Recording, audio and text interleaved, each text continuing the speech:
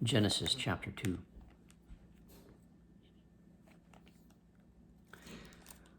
Thus the heavens and the earth were completed in all their vast array. By the seventh day God had finished the work he had been doing. So on the seventh day he rested from all his work. And God blessed the seventh day and made it holy, because on it he rested from all the work of creating that he had done. This is the account of the heavens and the earth when they were created. When the Lord God made the earth and the heavens, and no shrub of the field had yet appeared on the earth, and no plant of the field had yet sprung up, for the Lord God had not sent rain on the earth, and there was no man to work the ground. But streams came up from the earth and watered the whole surface of the ground. The Lord God formed the man from the dust of the ground and breathed into his nostrils the breath of life, and the man became a living being. Now the Lord God had planted a garden in the east, in Eden, and there he put the man he had formed. And the Lord God made all kinds of trees grow out of the ground, trees that were pleasing to the eye and good for food. In the middle of the garden were the tree of life and the tree of the knowledge of good and evil. A river watering the garden flowed from Eden. From there it was separated into 4 headwaters. The name of the first is the Pishon. It winds through the entire land of Havilah, where there is gold. The gold of that land is good. Aromatic resin and onyx are also there. The name of the second river is the Gihon. It winds through the entire land of Cush. The name of the third river is the Tigris. It runs along the east side of Ashur. And the fourth river is the Euphrates. The Lord God took the man and put him in the Garden of Eden to work it and take care of it. And the Lord God commanded to the man, "You are free to eat from any tree in the garden, but you must not eat from the tree of the knowledge of good and evil, for when you eat of it, you will surely die." The Lord God said, "It is not good for the man to be alone. I will make a helper suitable for him." Now the Lord God had formed out of the ground all the beasts of the field and all the birds of the air. He brought them to the man to see what he would name them, and whatever the man called each living creature, that was its name.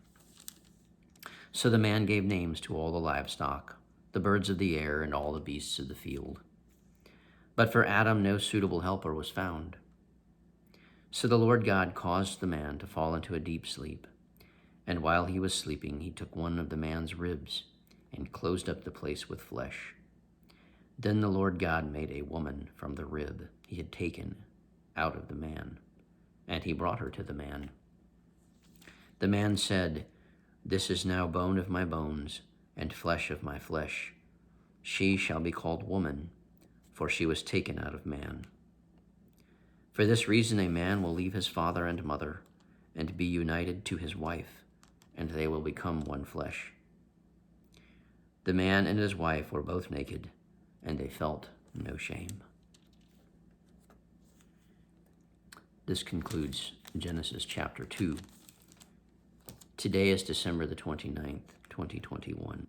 There's so many things here sort of that are out, I won't say in the common culture these days, but out in the culture, and we forget where they came from, like bone of my bones and flesh of my flesh is a statement, and you kind of forget where it comes from. Or for this reason, a man shall leave his father and mother and be united to his wife, and they will become one flesh.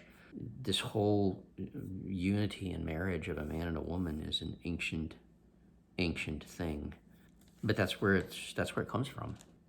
There was something else here.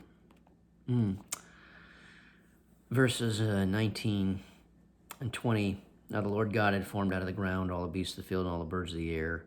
He brought them to the man to see what he would name them. And the skeptical part of my mind says, okay, did Adam really call a giraffe? And why do we have names for animals in different languages? And how do you square that up with your theology and your literalism and that sort of thing? So for instance, Aslan in C.S. Lewis's works is the Turkish word for lion, as I understand it. So why doesn't everyone call the creature, which we English speakers call the lion. Oh, why doesn't everybody call the lion the lion? And is that what Adam called the lion? Well, clearly, it's highly unlikely that Adam, when he first saw a lion, called it a lion. He probably called it something else. There are things that exist right now that would be stranger than a fact like that, if that were to be a fact. So I do not discount that point of view because, after all, it's just speculative. What I really wanted to say about this is we are still discovering and naming things. For all that we would want to sort of poo-poo this, yeah, whatever, he would name them, and so he would call that was its name. He would call whatever the man called each living creature, that was its name. So the man gave names to all the livestock, the birds of the air, and all the beasts of the field. And why do we have this impulse to name things? Why do we have this this desire to to establish a system by which we can give every single creature a distinct name? It was a kingdom, phyla, order, genus, species, and probably leaving one out. But we are still naming creatures today. There's still creatures that we, quote unquote, are discovering, and we find them and we name them. And the people who find them get to name them. It's kind of cool. And it's the same way with stars and with any other thing that we find around us. We want to assign a name to it. We want to hang a meaning on it. We even get to name our children. You get to name a creature, and it's quite a privilege, I think. Oh, no, there's one other thing. And that is, in verse 25, the man and his wife were both naked, and they felt no shame. So, naked, C.S. Lewis points out, when you see a piece of bread, it's baked. It's a baked piece of bread. That's describing what has happened to it. The word naked comes from a verb, if I remember correctly. I think the actual root of that is nake, but it's something that's applied to them. It's not just, naked doesn't just mean you don't have clothes on. It means that something happened to them. They were naked, and they felt no shame at this point. So we pronounce it naked. We have a lot of fun with the word naked. I'm reminded of the song of The Streak, which, since I'm putting some interesting songs in there, go back and look at I think Proverbs 20. I put a link to Deep Water by Bob Wills and the Texas Playboys. So I think I'm going to have to do The Streak. The subject of the song is naked.